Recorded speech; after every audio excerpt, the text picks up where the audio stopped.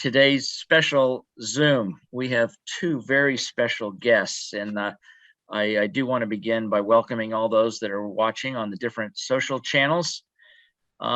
We have Johan Santana and Josh Thole.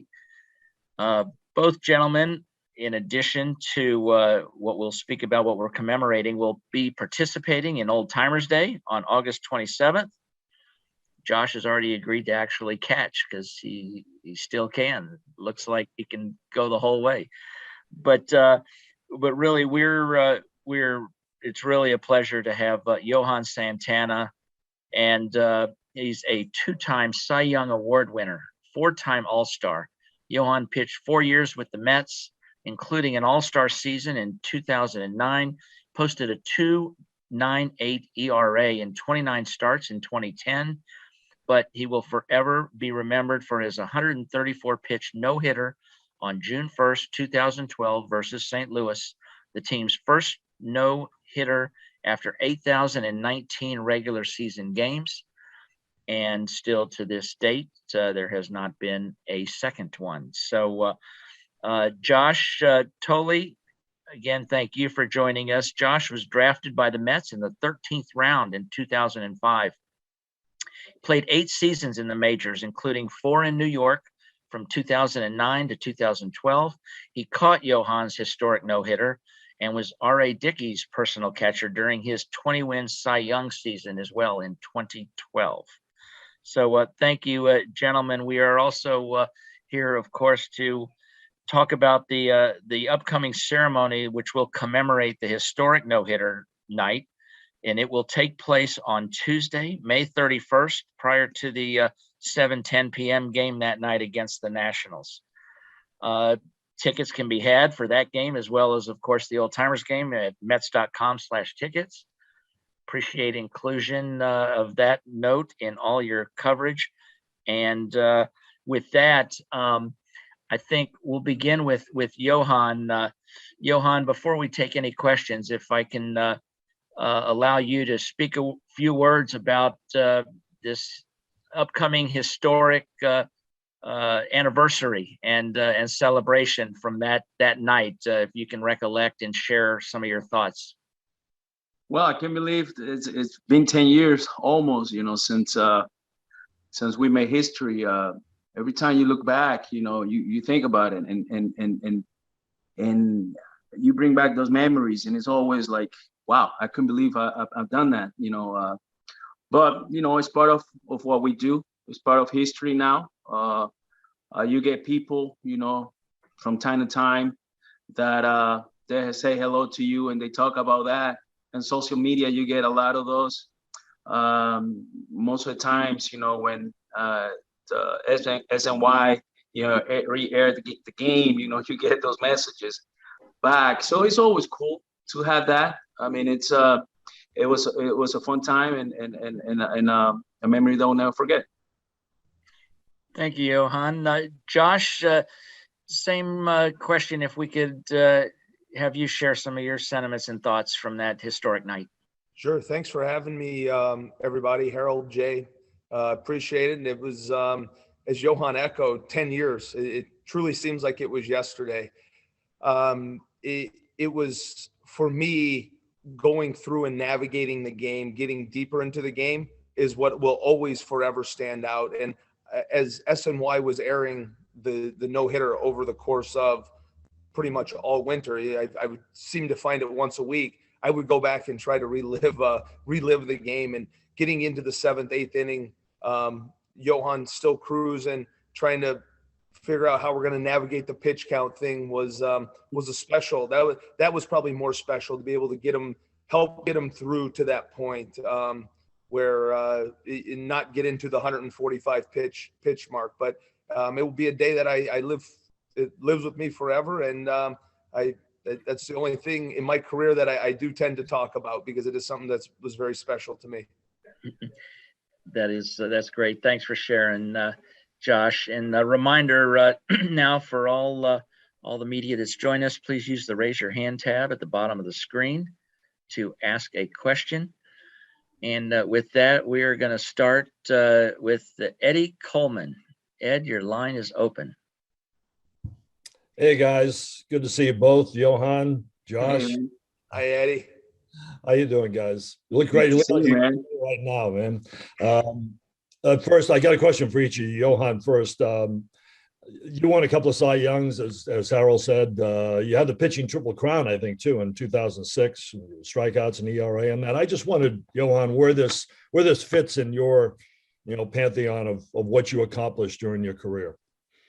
As a player, when you start your career, you hope that you can make it to the big leagues. You hope that you have a chance to play the game, and when you achieve all these kind of things as time goes by, and then you start playing, and you see a lot of things. When you look back, you feel really good because you can tell, and you can actually say that it was well done. Now, when you see all those numbers and when you see these things, and you're like, sometimes I ask myself, wow, did I do all that? Because when you're active, you don't really think about it. But as you start going, and as years go by, you can see how everything started coming up. And then now you have kids. Now I have my son, and then they want to know what's going on. And you look back and you're like, wow. But every time you see, like now I'm coaching middle school, trying to help out school. Now you see these kids, and every time they talk about something, they talk about the no hitter. They talk about the no hitter. That was one of the highlights of my career, no question about it. It ranks really high.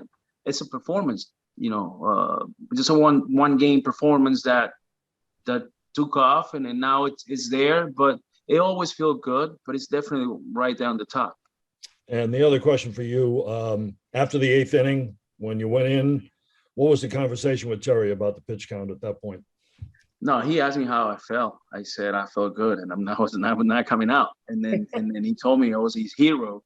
But see, every time we talk about these things, I think 120, 125, 135 pitches, it didn't matter. It was just the opportunity that I had then to do something that I never done. And then we knew it was this close to make history. You take that chance, regardless of how you feel or anything. It's not about just you, how you feel. It's just the whole situation of how everything was going, And in fact, from the beginning of the game, I didn't have my best stuff that night, so we all knew that, but I was able to manage through the whole thing, just like Thole said, so we battled through it, and then it just happened to be on that spot, on that position. So I just took my chance. Thanks, Johan. And Josh, for you, I know Freeze was the last out, but the two outs before that, I think it was Holiday and maybe Craig, both had kind of flares, one to center and one to left. Were you worried off the bat that those are going to fall in? No, I don't think, Eddie, good to see you first and foremost. You too, Josh. I was so one pitch ahead, like whatever happened in my mind. Now I do remember the excitement, like as the ball goes up, you're yelling and screaming, which was very uncharacteristic of myself, like in.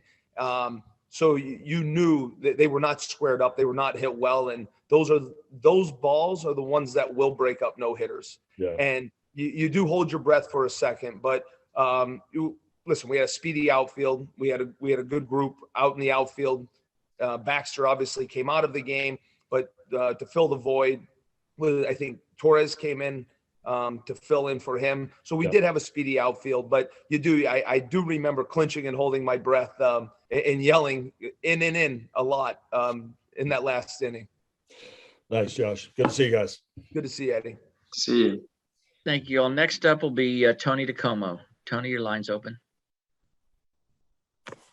Hey guys, good to see you. This is for either or both of you. I'm just curious, as the game is progressing, how aware are you in the moment, not just obviously that Johan's throwing a no-hitter, but that this is something that hadn't previously happened in Mets history, and that it was going to be a bigger kind of deal to the fan base, to the city because of that?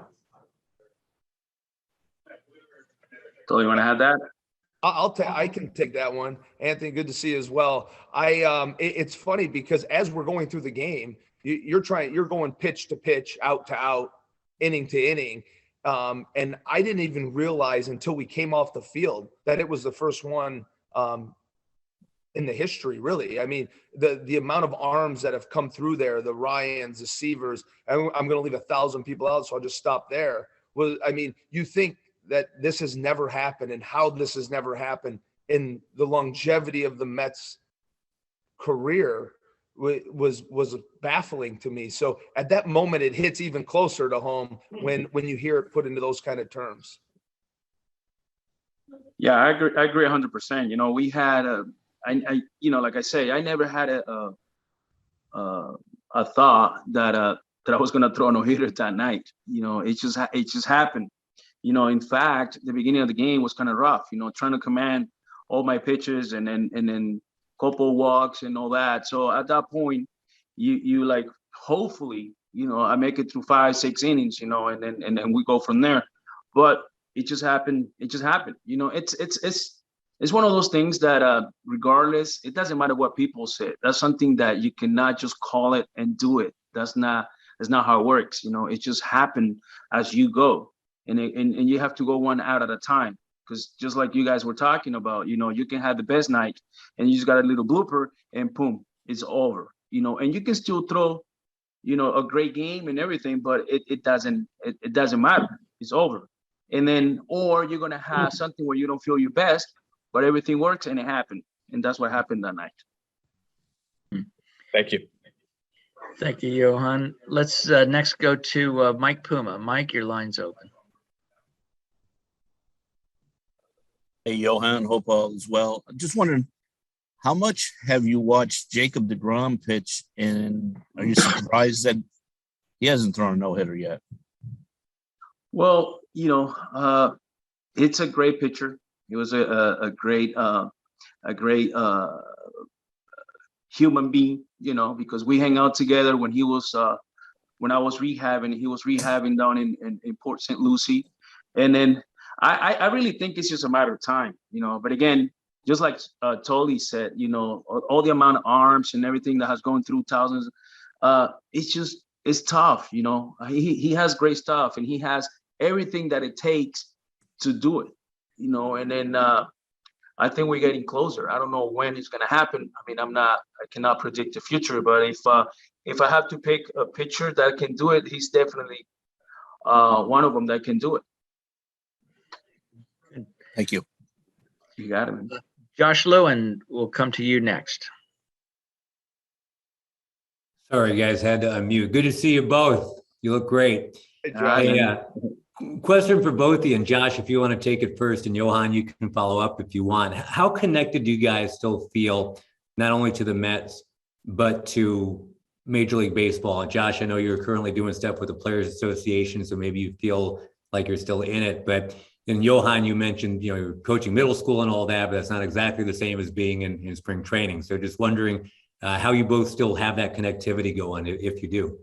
I do. I'm a baseball rat. I love watching baseball. I actually have a TV to my left where I do my lessons and I watch spring training games. It's something that's been ingrained in me forever.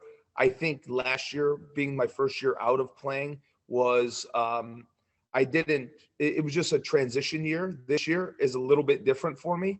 Now sitting back, watching the games, kind of missing spring training a little bit, but I have to say the Mets have been wonderful to me. I did the fantasy camp, Old Timers Day, these type of things. I think this is what keeps me connected to the game more than anything.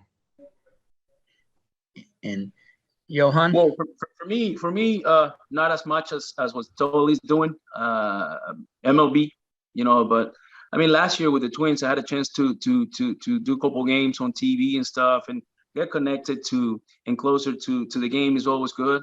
Right now, what I'm doing is spending time with my family, and I'm helping out at school with pitching and middle school. As a baseball player, I don't think you lose that. You always have it somehow. Whether it's directly to MLB or not, it's just a matter of what you wanted to do. In my case, spending time with my family is one of the most important things and the first thing that I wanted to do. But I definitely in the future, hopefully I'll look forward, to join an organization and help out, because I think I can help a lot. It's just that right now I just want to have some fun with my family, and I'm enjoying middle school baseball, believe it or not. Matthew Roberson, your line is open. Hi, Josh. Hi, Johan. This question can be for both of you. I'm curious, we've talked a lot about how the no-hitter is the only one in Mets history. Is that something you hope remains true forever? Are you hoping that no one ever throws a no-hitter again for the Mets, or do you want to see someone kind of join you in that class? Oh, no, it's, records are meant to be broken. There's no question about it. One of the things that it's not going to change the fact that we're the first ones, So that definitely, hopefully, in the near future, you have new pitchers that can join that club. But definitely, it's a special club, and then I'll be more than happy, because I think when something like that happen, all the fans will enjoy it, and the baseball will enjoy something like that. So definitely, hopefully, pretty soon, there will be more pitchers into it. And Matthew, I'll echo the same thing. I mean, baseball is a fraternity. I mean, everybody is so close with one another. Like you want guys to succeed. You want guys to break records. As Johan said, records are meant to be broke. And I would much agree with the same thing. I think it would be great for the city, great for the organization. So as I think somebody alluded to a while ago, there's that starting rotation this year has a chance to do it. I think if there will be one in baseball. 100%. If I can follow up real quick, have either of you talked to Carlos Beltran about the ball that hit the foul line? No, not at all. No. See, those are the things that you don't know. As a player, we don't know any of that stuff. When you, especially for me as a pitcher, I'm on the mound, I'm pitching. I didn't know what happened. I just know that an umpire made a call, and that's about it. You have to go back and get throw the next pitch and trying to get them out, and that's what we did. But we never talk about those things, no. Right. Mark Roseman, your line is open. Got to unmute here, Mark. Hey, thanks, Harold. Johan, the first question's for you. Up until that point, you had been in 11 postseason games. How does the pressure differ between being in a postseason game and knowing as the innings went on how close you were to the no-hitter? And Josh, I know that Harold mentioned that you were R.A. Dickey's personal catcher. If I remember correctly, you didn't catch his first one-hitter. I think you caught the second one, which is about a week after, I think, Johan's no-hitter. What was that going through your head, as like thinking that maybe this is deja vu, maybe there's going to be another one within the week? Mark, you don't really, I have to tell you, being behind the plate, you're so entrenched and focused on, as I say, pitch to pitch, inning to inning, that it really doesn't come, you really don't even think about it until you get really, really deep into games, into the, 8th inning, 9th inning. It never really stood out to me as the no-hitter. I mean, it took me a while to really grasp that we were throwing a no-hitter before you could even, it could even compute, then the game's over. So I think when you're behind the plate, there's so many different things that happen in the game that that's a thought that is an afterthought more than anything. Hey, can you go back to the first question? Because I lost there listening to Thole. Hold on one second. We'll get Mark. Yeah. There you go. Go ahead, Mark. Yeah, Johan, I mentioned that prior to that no-hitter, you had been in 11 postseason games. And I'm just wondering, how does the pressure differ being in the postseason game as opposed to as those innings wore on for the no-hitter? Well, for me in that situation, the difference is that, everything happened on one day. There's no a 5-game series. There's no 7-game series. It's not best 4 or 7, none of that stuff, So this is different. But the thing is, it could end up in one pitch, one hit, and you're out, and it's still in the middle of the season. You still have a long way to go. And it would have been just another good performance, great performance, whatever you want to call it. But the difference is that when you get to that last 2 innings, and especially to that last inning, everything becomes like a World Series type of atmosphere, if you will, because the way you celebrate a middle of the season game. You celebrate like you won the whole thing. And to me, that's what's very special. The way we went into on the field, but also the way the fans lived. I think that was the most memorable thing for me that night, that we celebrate like we won the whole thing. The toughest thing is that we have to get up the next day and go back to work. Thank you, Johan. Tim Healy will come to your line next. Hello, everybody. I have a follow-up question for Johan. When you talk about maybe getting back into baseball down the line when the kids grow up a little bit, what sort of job do you think you would like, whether broadcasting or coaching, majors or minors, or anything else that might come to mind? I don't really know.